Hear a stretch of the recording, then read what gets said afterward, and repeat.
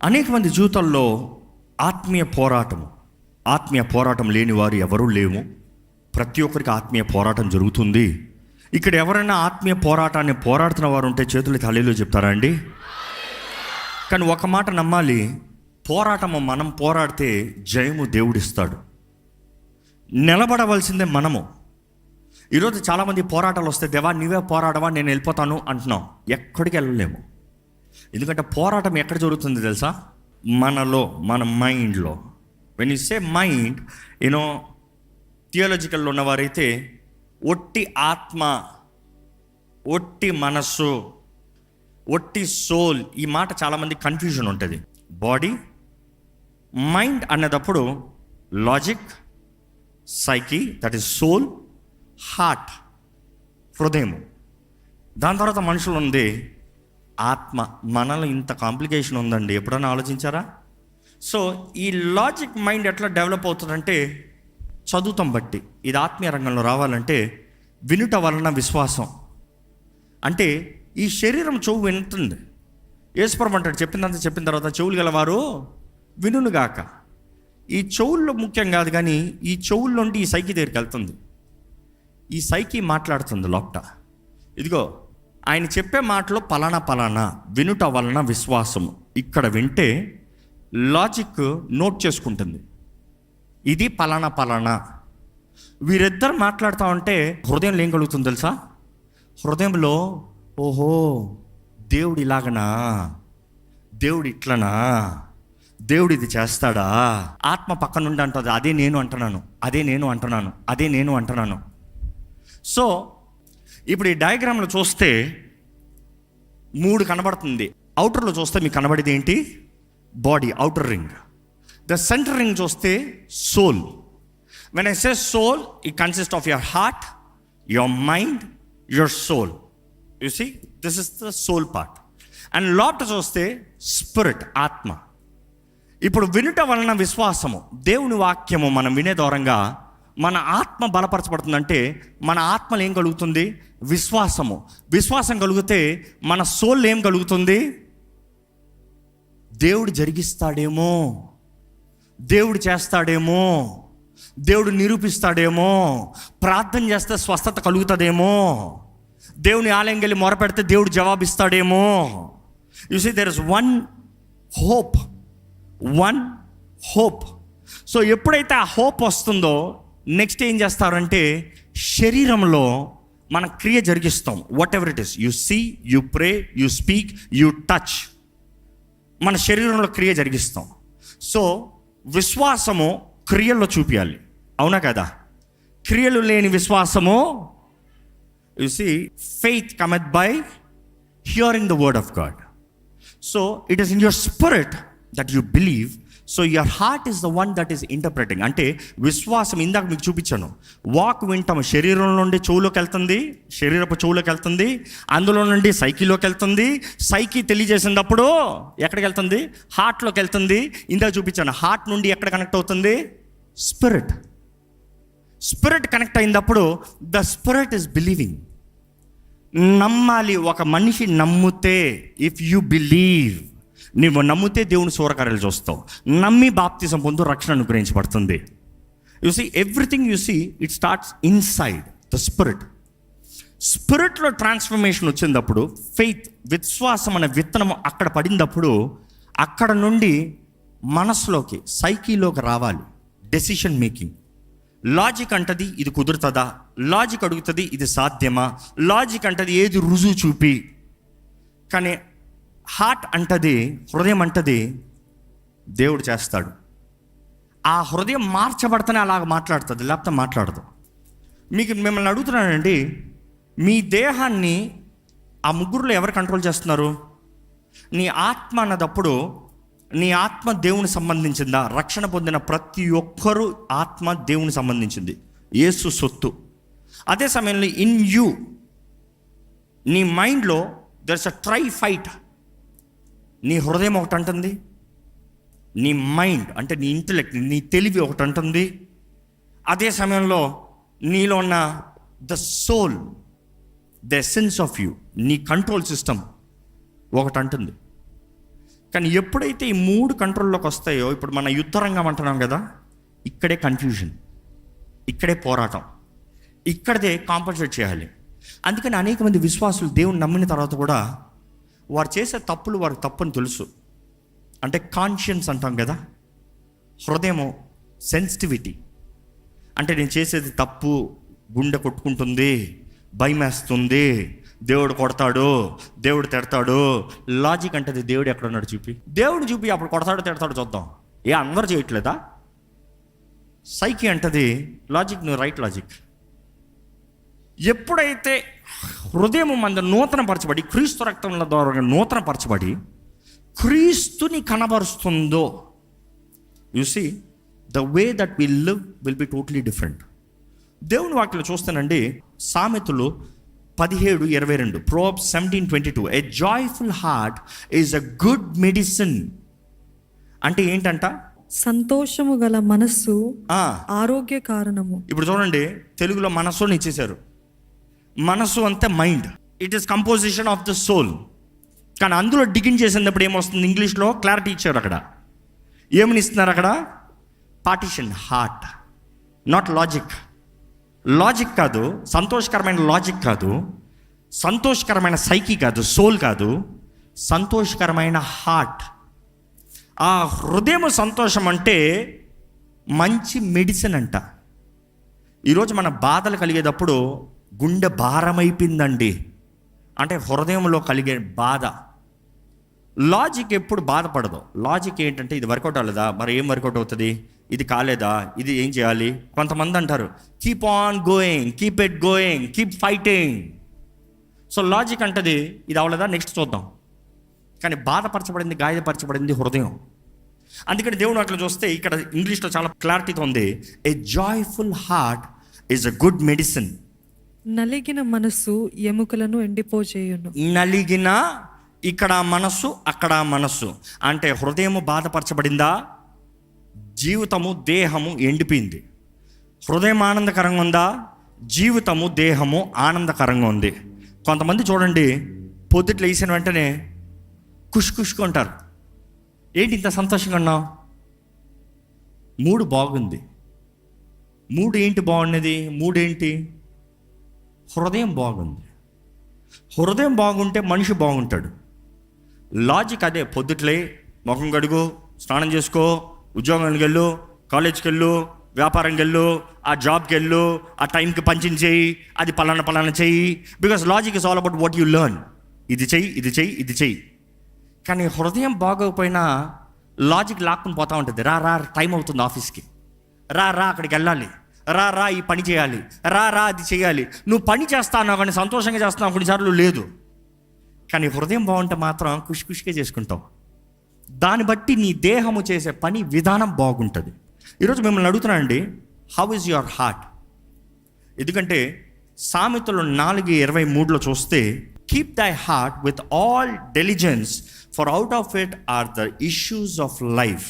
నీ హృదయములో నుండి జీవధారులు బయలుదేరును, కాబట్టి అన్నిటికంటే ముఖ్యముగా నీ హృదయమును భద్రముగా కాపాడుకును. You see that is the same translation. అక్కడ వాడిన హృదయము, ఇక్కడ వాడిన, అక్కడ మనస్సునిచ్చారు, ఇక్కడ మరలా హృదయం అని వచ్చింది.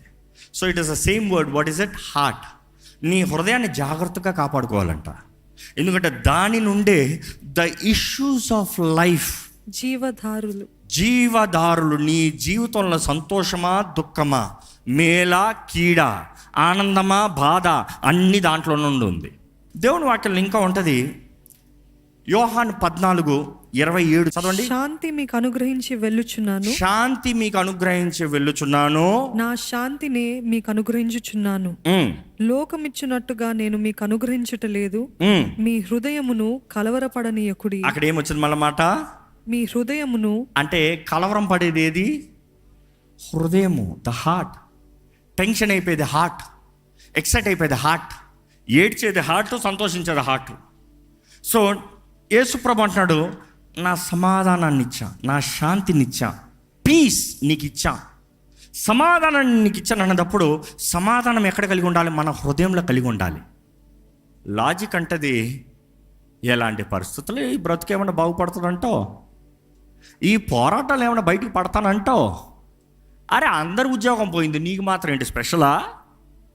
అందరికీ నష్టం, నీకేంటి కుదురుతుందా? కానీ దేవుడు అంటున్నాడు, నా శాంతిని ఇచ్చా, నీ హృదయం కంగారు పడనవద్దు. నీ మైండ్ అంటది, ఎందుకంటే మన mind is a battlefield. ఎప్పుడు చూసినా మన సోల్లో there is battle battle battle battle battle battle. ఇదొక మాట, అదొక మాట, ఇదొక మాట, అదొక మాట, అనేక సార్లు. అందుకనే దేవుని ప్రజలు ఒక పోరాటం ఉన్నప్పుడు, ఒక సమస్య ఉన్నప్పుడు దేవుని సన్నిధిలోకి రావాలి, దేవుని ప్రజల మధ్య రావాలి.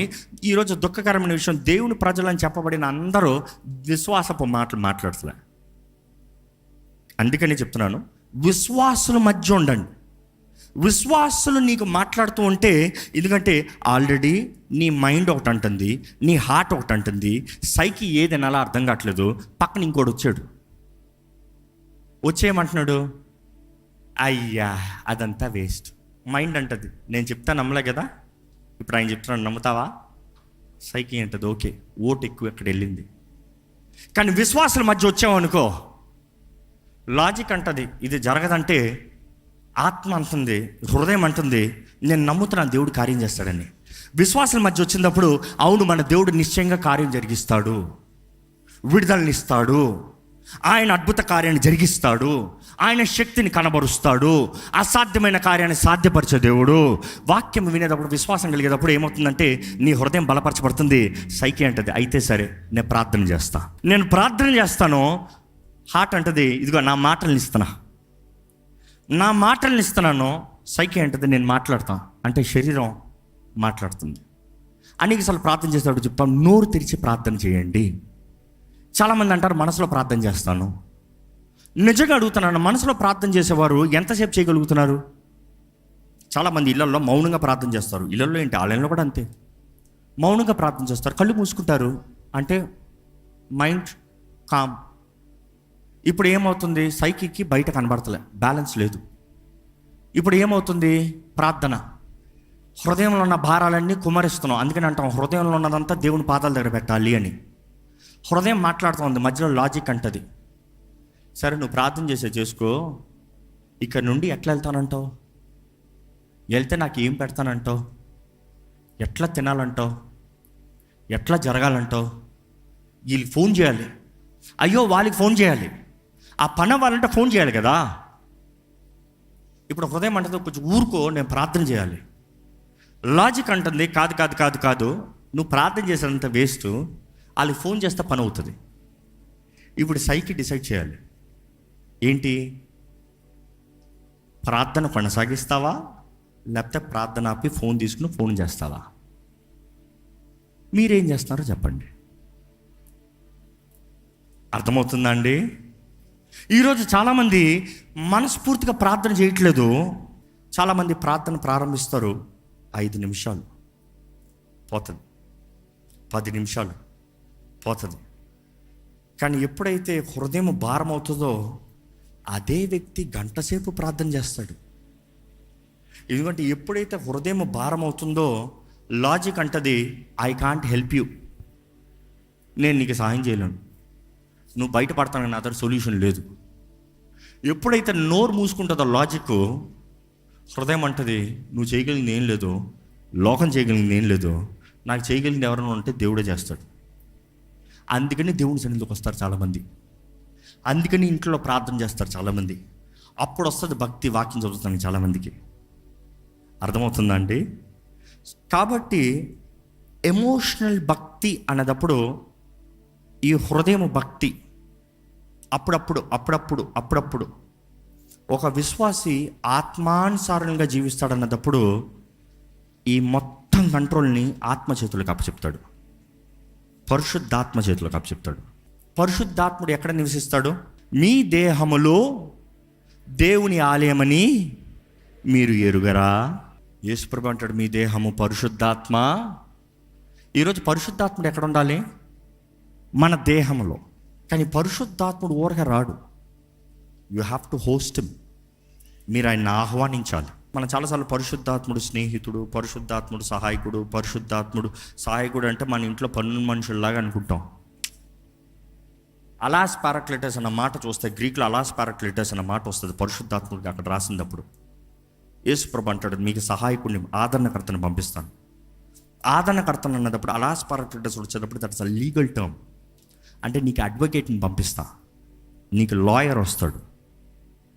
He's a friend but yet he is a lawyer. ఆత్మ నియమము పాప మరణ నియమాల్ని జయిస్తుంది. పాప మరణ నియమాలను జయించాలంటే ఆత్మ నియమం కావాలి. ఆత్మ నియమాన్ని లోబడి నమ్మి అంగీకరిస్తే మాత్రమే పాప మరణ నియమాలను జయిస్తాం. సో గెటింగ్ బ్యాక్, మనం రక్షించబడినప్పుడు ఆర్ స్పిరిట్, మన ఆత్మ యేసుప్రభు సొత్తు అవుతుంది. అదే సమయంలో నీవు రక్షించబడి పరిశుద్ధాత్మను ఆహ్వానించినప్పుడు, క్రీస్తు రక్తంలో కడగబడిన నీవు, నీ మనస్సు చేస్తుంది నిర్ణయం ఏమని? Your heart, your logic, your psyche comes to agreement. దేవుని వాక్యాన్ని నేను చదువుతా, నీ మైండ్ చెప్పాలి, యువర్ లాజిక్ చెప్పాలి. నేను దేవుని వాక్యాన్ని చదువుతా, దేవుని సన్నిధిలో నేను ప్రార్థన చేస్తా. నీ మైండ్ కలిసినప్పుడు నీ సోల్ ఏమంటుందంటే, మీరిద్దరు కలిశారనుకో నేను లోబడేస్తా.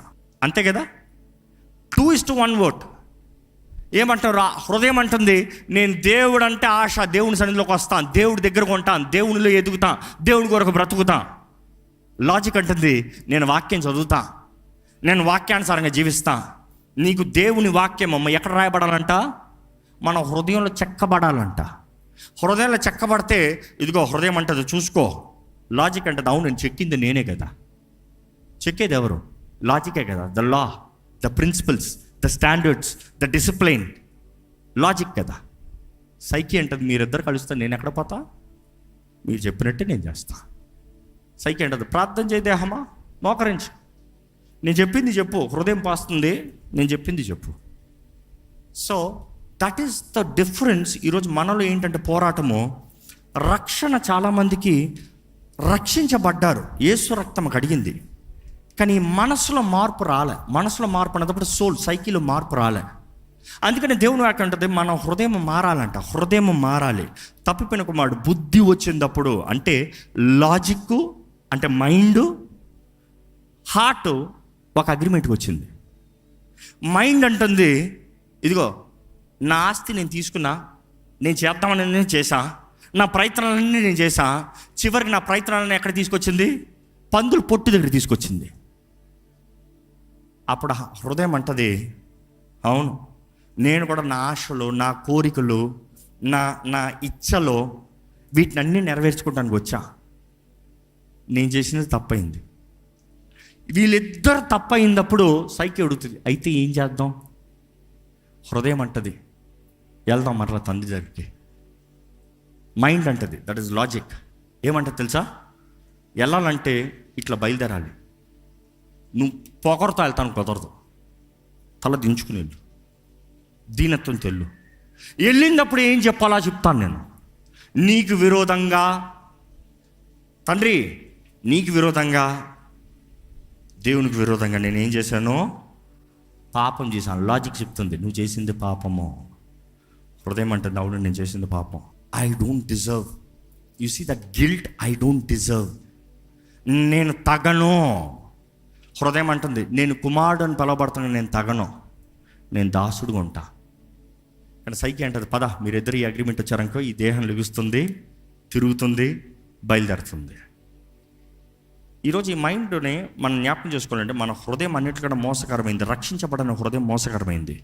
కానీ రక్షణ పొందిన తర్వాత మనలో ఈ పోరాటం, రక్షించబడినప్పుడు ఆత్మ రక్షించబడుతుంది. ఈ మనసు క్రీస్తుకు కలిగిన మనసు మనం కలిగి ఉండాలంట. Ideology of Christ, thinking pattern of Christ, heart of Christ మనం కలిగి ఉండాలి. దాన్ని బట్టే మన దేహము ఏదైనా చేస్తుంది. ఈరోజు చాలామంది తప్పు చేసేది దేహమని, దేహాన్ని నేరం మోపుతున్నారు. కానీ తప్పు ముఖ్యంగా ప్రారంభమయ్యేది హృదయం నుండి. ఇందాక చదివాము, ఈ హృదయాన్ని జాగ్రత్తగా కాపాడుకో. ఎందుకంటే జీవనంలో వచ్చే ద ఇష్యూస్ ఆఫ్ లైఫ్ ఎక్కడి నుండి వస్తుంది? దీని దగ్గర నుండే. ఈ కోరికలు, ఆశలన్నీ ఇక్కడ నుండి వస్తుంది. ఇచ్చపు కార్యాలు ఇక్కడ నుండి వస్తుంది. ఈరోజు కానీ మన హృదయం సరిలేకపోతే వ్యర్థమండి. దేవుడికి ఏ ఒక్కరు నాశనం అవ్వాలని ఆశ లేదు, ఏ ఒక్కరు నశించినా దేవునికి ఇష్టం లేదంట, ఏ ఒక్క జీవితం పాడవుతుంది దేవునికి ఇష్టం లేదంట. దేవుడు ప్రతి ఒక్కరూ వర్ధిల్లాలని, ఆయన రాజ్యంలో ఉండాలని, కానీ నీ హృదయము, నీ మనస్సు, నీ సైకి, ఇంకో మాటలు చెప్పాను, యువర్ సోల్ ఎట్లా ఉందో దాని తగినట్టుగా the decisions that you make, దాన్ని బట్టే నిర్ణయించబడుతుంది నీలో జీవమా మరణమా. దయచేసి స్థలంలో ఉంచుతామండి, ప్రార్థన చేసుకుని ఇక్కడ నుండి వెళ్దాము. ఇక్కడ మనస్ఫూర్తిగా మన హృదయాన్ని ఎత్తి, దేవా నీ వాక్యం వింటున్నానయ్యా, నాకు విశ్వాసం కలుగుతుందయ్యా, నా ఆత్మీయ జీవితంలో జయం కావాలయ్యా, నా ఆత్మీయ జీవితంలో నేను ఎన్నోసార్లు పడిపోతున్నాను, పోరాటాలు ఓడిపోతున్నాను, నష్టపోతున్నాను, నిన్ను నమ్ముతున్నాను అంటున్నాను కానీ కార్యం జరుగుతలేదు అంటున్నాను. నన్ను చూడు ప్రభా, ఈరోజు నాతో మాట్లాడుతున్న వందనములు, ఇదిగోనయ్యా నా హృదయాన్ని నూతనపరచు, నా హృదయాన్ని బాగు చేయి ప్రభా, నా హృదయాన్ని మార్చు ప్రభా, రాతి హృదయాన్ని తీసివేసి మాంసపు హృదయాన్ని దయచే ప్రభా, పగిలిన హృదయము, విరిగిన హృదయము, నలిగిన మనస్సు నాకు దయచే ప్రభా. బ్రోకెన్ అండ్ కాంట్రాక్ట్ స్పిరిట్ అయ్యా, ఇదిగోనయ్యా నేను నీ రక్తం ద్వారా కొనబడిన వ్యక్తిని నమ్ముతున్నాను. ఇక్కడ ఎవరైనా సరే ఇంకా రక్షణ పొందని వారు, క్రీస్తుని అంగీకరించిన వారు, మారు మనసు పొందని వారు ఉంటే ఈరోజు దేవుడు మీతో మాట్లాడుతున్నాడండి. నీ ఆత్మ ప్రభు దగ్గరికి చేరాలంటే, నీ ఆత్మ నిత్యత్వము దేవునితో పాటు ఉండాలంటే, ఆయన రాజ్యములో ఉండాలంటే, నీ మనస్సుతో పాటు నువ్వు అంగీకరించాలి. నీవు పాపివి, నీవు బలహీనుడవి, నీలో ఏ మంచి లేదు, చెడే ఉంది, నిన్ను మార్చగలిగిన దేవుడు ఉన్నాడు. అందుకని ఈ లోకంలోకి వచ్చి యేసు ప్రభు వచ్చాడు. పరమ తండ్రి నిన్ను ప్రేమిస్తున్నాడు. నువ్వు ఆయన బిడ్డగా, ఆయన కుమారుడుగా, కుమార్తెగా ఉండాలని పరిశుద్ధాత్ముడు సిద్ధముగా ఉన్నాడు నీకు సహాయం ఇస్తానికి. నీవు ఆహ్వానిస్తే నీ జీవితంలో కార్యము జరిగిస్తానికి, నీ పాపాలను ఒప్పింపజేసి క్రీస్తుతో నిన్ను కలుపుతానికి, దేవుని బిడ్డగా నిన్ను మారుస్తానికి ఈరోజు యేసు రక్తం ఈరోజు కూడా సిద్ధంగా ఉందండి. పాపానికి జీతము మరణము, కానీ ఆ నిత్య మరణం నుండి మనల్ని తప్పిస్తానికి యేసు ప్రభు తన ప్రాణాన్ని పెట్టి, తన రక్తాన్ని కార్చి ఈరోజు మనం ఆయన సొత్తుగా, మనం ఆయన ప్రజలుగా, విమోచించబడిన వారుగా, విడుదల పొందిన వారుగా, మన హృదయములు మంచి హృదయములుగా, మంచి నేల వలె ఆయన వాక్కుని పొందుకుని, విత్తువాడు దేవుడేనండి, విత్తువాడు దేవుడే, విత్తనం ఆయన మాటే, ఆయన వాకే విత్తనము. ఈరోజు నీ హృదయం మీద ఆధారపడి ఉంది. నీ హృదయం ఎలా ఉందో దాన్ని బట్టి ఉంది నీ జీవితము. ఎక్కడ ప్రభు మీతో మాట్లాడుతున్నారంటే మీరు ఒక నిర్ణయం చేయాలండి. మీరు నిర్ణయం చేస్తున్నారన్నప్పుడు మీ శరీరంలో కూడా మీరు కనబరచాలి. నీ హృదయంలో నమ్మి నోటితో ఒప్పుకోవాలి, పాపమనే ఒప్పుకోవాలి, యేసు దేవుడిని అంగీకరిస్తామనే ఒప్పుకోవాలి, దేవుని వాగ్దానాలను నీవు నమ్మినట్లయితే ఒప్పుకోవాలి, అపవాదిని ఎదిరించాలంటే నోటితో ప్రకటించాలి. అవునయ్యా ప్రభువా, పరమ తండ్రి, మా జీవితాల్లో వర్ధిల్లాలని నువ్వు ఆశపడుతున్నావయ్యా. ఈ పాపపు హృదయము, ఈ పాపపు బ్రతుకు, ఈ చచ్చిన జీవితాలని మార్చాలని అయ్యా నీ ప్రియ కుమారుడు మా కొరకు ఇచ్చావయ్యా, మా కొరకు బలిగా ఇచ్చావయ్యా. నీ ప్రియ కుమారుడు చేసిన కార్యాన్ని బట్టి, తన చిందించిన రక్తం ద్వారంగా అయ్యా, పాపానికి జీతము మరణమే, ప్రాయశ్చిత్తము రక్తమే. దేవా, నీ ప్రియ కుమారుడు రక్తం నుంచి మమ్మల్ని కొన్న తండ్రి వందనాలు, మమ్మల్ని మార్చిన దేవా నీకు వందనాలు, మా జీవితాలను వర్ధలింపజేసా దేవా నీకు వందనాలు. కృప కనికరములు చూపించే దేవా యేసు ప్రభువా, ఇదిగోనయ్యా మా అందరి కొరకు నువ్వు మరణించావయ్యా, మా అందరి స్థానంలో నువ్వు మరణించావయ్యా. మా అందరికి రావాల్సిన శిక్ష, అవమానము, గాయములు నువ్వు భరించావయ్యా. మా సమాధానపు శిక్ష అంతా నువ్వు మోసే వేసాయా. వందనాలయ్యా. నీవు నిజ దేవుడు అని మేము నమ్ముతున్నాం ప్రభా, మేము నమ్ముతున్నామయ్యా. నిన్ను నమ్మువారు అయ్యా నశించిపోరు కదా ప్రభా, నాశనం అవరు కదా ప్రభా. నీ ఎడల విశ్వాసం ఉంచితే ప్రతి జీవితము వర్ధిల్తుంది కదా ప్రభా, ప్రతి జీవితంలో కార్యము జరిగించే దేవుడు కదా ప్రభా. యేసయ్యా మా రక్షక, నీ ప్రేమ కొరకు వందనాలయ్యా. అయ్యా నువ్వు వాగ్దానం చేసావు, నేను మిమ్మల్ని ఒంటరిగా విడిచిపెట్టను, యుగ సమాప్తి వరకు, ఈ భూమి అంతము వరకు మా తోడు ఉంటానన్నావయ్యా.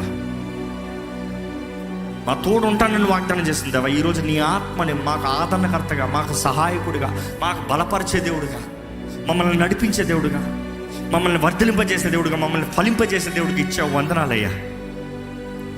పరిశుద్ధాత్మదేవా, నీ తోడు, నీ సహాయం, నీ నడిపింపు, నీ శక్తి, నీ జ్ఞానము మాకు దయచేయమని వేడుకుంటున్నాం.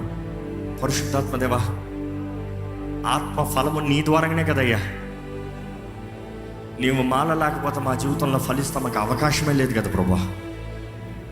వేరులు తంతానికి అవకాశమే లేదు కదా ప్రభా. ఎండి చచ్చిపోతాం కదా ప్రభా. ఇక్కడ ఉన్నవారిని చూడయ్యా. పరిశుద్ధాత్మదేవ, ఎటువంటి పరిస్థితులు ఉన్నవారు ఉన్నారని నువ్వు ఎరుగున్నావు. ఈ లైవ్లో వీక్షిస్తున్న వారు ఎటువంటి పరిస్థితులు ఉన్నవారు ఉన్నారని నువ్వు ఎరుగున్నావు. ఇక్కడ ఉన్న జీవితాలు ఎటువంటి జీవితాలను నువ్వు ఎరుగున్నావు. ప్రతి ఒక్కరి జీవితంలో కార్యం జరిగించగలిగిన దేవుడు అయ్యా. నువ్వు, నీకు అసాధ్యమైందంటూ ఏది లేదయ్యా. క్రీస్తునే మృతుల నుండి లేపిన వాడివి నువ్వు. నీ శక్తి ముందు ఎవరు సాటి, ఏది ఆటంకం?